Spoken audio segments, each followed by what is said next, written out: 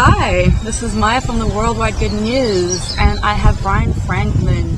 He is a coach, executive coach, personal coach, and he's been in the coaching business for 10 years. After leaving post-production world, if anybody knows, that's a bit of my background as well. He is an amazing transformational guru as well, right? Yeah, I've been told that. Yes. He's been told by how many clients over the years? Well, certainly hundreds. I think we've just in the last couple of years put a couple hundred people through our year-long intensive programs, and then of course through volunteerism and other things, I've worked with thousands of people. Yeah, that's amazing. So you're actually transforming thousands of people's lives through coaching systems, coaching modalities, courses.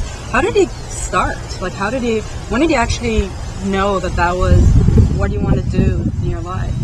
Well, it's an interesting thing about coaching is that just as a rule, general rule, the best coaches are the ones that never wanted to be coaches. So I knew I wanted to be a coach about 5 years after I started doing it.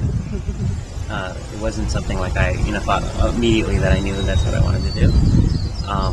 It was more like I sold my business in the entertainment industry and started doing coaching as a way of not really diving into something full time while I tried to figure out what I wanted to do.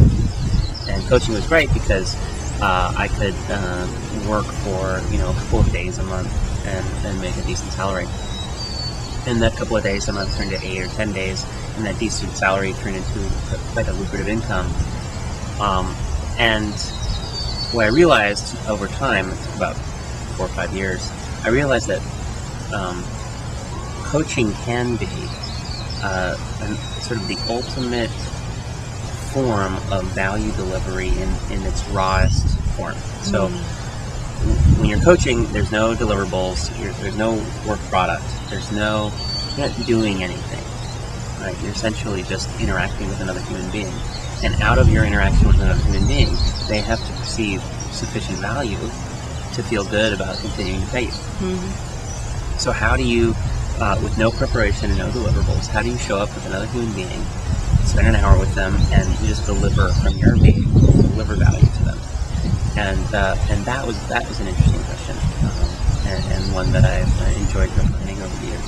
And that's actually playing the role of a guru, because a guru doesn't have any deliverables, doesn't have, almost, parallel to the spiritual guru world, where the guru is just there, he's just present, and through that stuff opens, people are opening up, people are finding their true self. So you're actually being a space, you're being an opening for that. Guru is an interesting word. You bring it up. It's quite a charged word. There are many people who really despise anyone kind of using that term or throwing that term around, and there are others who actually are in the business of teaching people how to be gurus, have guru business models for whatnot. And to me, I think in this day and age, I think we all should seek gurus in different components of our life or different aspects of our life, and be actively working with mentors, people who have achieved something that we want to achieve. And I think we should really go through a life cycle with these gurus, where we meet them, we seek them, we learn from them, we adopt everything that they say, we then sort through what really works for us, throw out everything that didn't work, and then seek to surpass them and find new gurus, basically.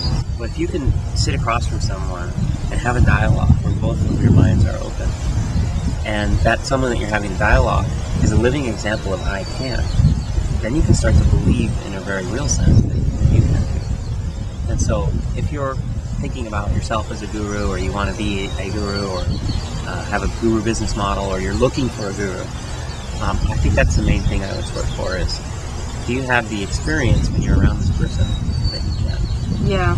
That's what's important to me. That's really great. And you also use the word dialogue, which is a very powerful word. And people a lot of times confuse dialogue and debate, and dialogue and conversation. And for me, dialogue is a very heart-based place where you are listening and the other person listens. in their turn, and it's a very, very powerful space. So you're using that word also probably intentional as well. You're not, it's giving that word the power that it deserves.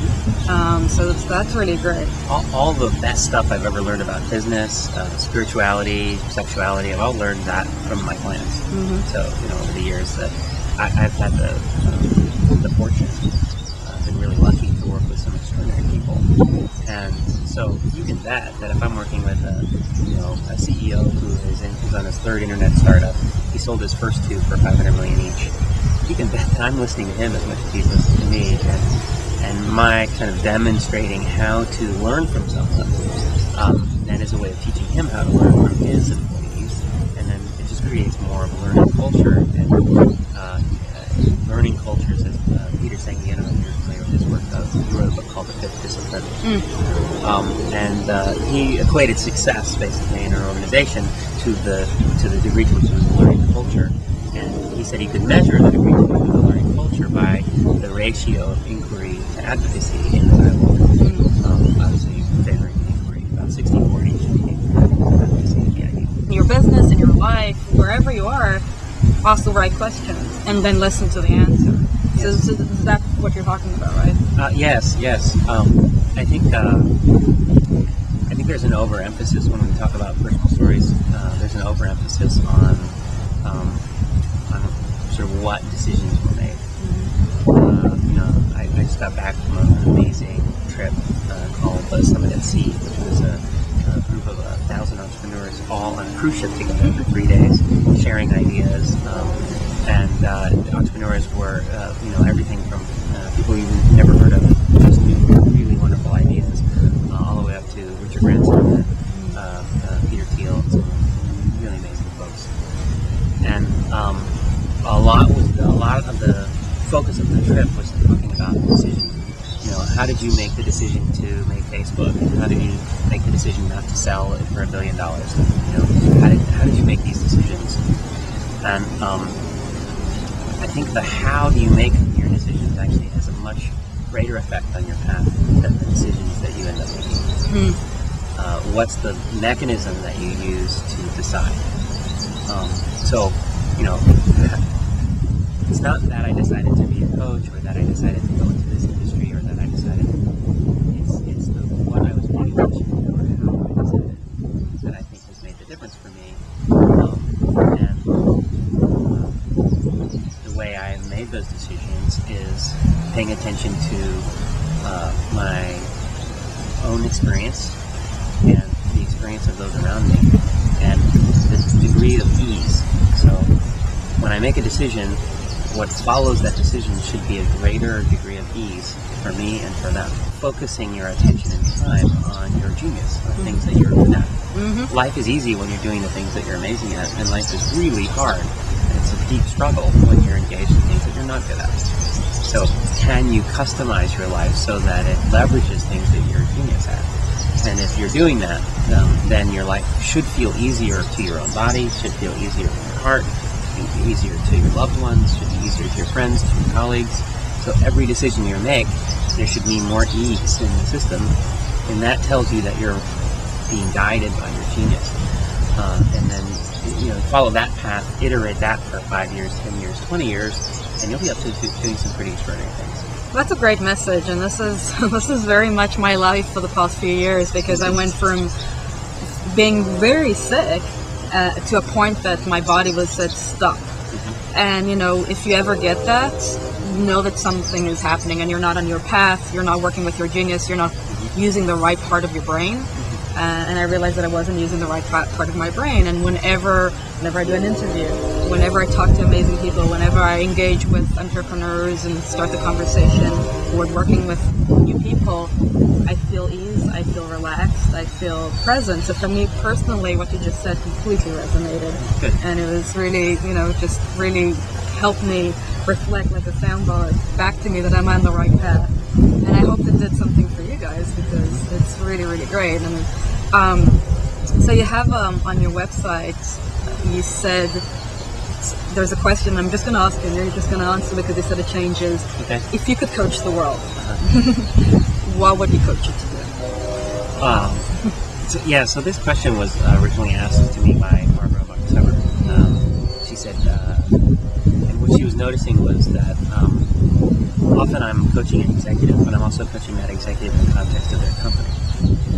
And that means that I have to keep in mind the best interest of the executive and also the best interest of the company. She said, do you ever do that with the market? So you take all the companies and then coach them, all companies together, to do what's best for the marketplace. But what about all the marketplaces to a nation? He said, well, what about all the nations to the planet? And if you could be the planetary coach, what's the one gift you would give the planet to lead us where we need to go evolutionarily? And my answer is still the same as the website, which is entrepreneurialism. That's what I would give the planet. It's because a couple of things.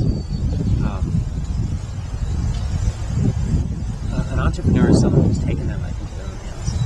They've taken responsibility. And if you look at any of the large social or environmental issues, at their root is that the individuals have not taken responsibility for their impact. It's a horrible thing, for example, what happened in the Gulf with BP. But the negative environmental impact of that is far, far, far less than the negative environmental impact of each of our behaviors around our own trash, driving habits. As you become an entrepreneur, and then a good entrepreneur, and then a great entrepreneur, entrepreneurs tend to be more frugal. They waste less. They spend less. They understand of the meaning of value, so that they extract value from everything they buy, and they provide value with everyone they meet. Doing this sort of repeated cycle will cause each person to be more and more free or independent, which means that the large systems like Social Security that are breaking down and the credit system, which is breaking down, will no longer have a use. I mean, if we all were entrepreneurs, there wouldn't be no Social Security and there would be no credit system. We wouldn't need it. Yeah.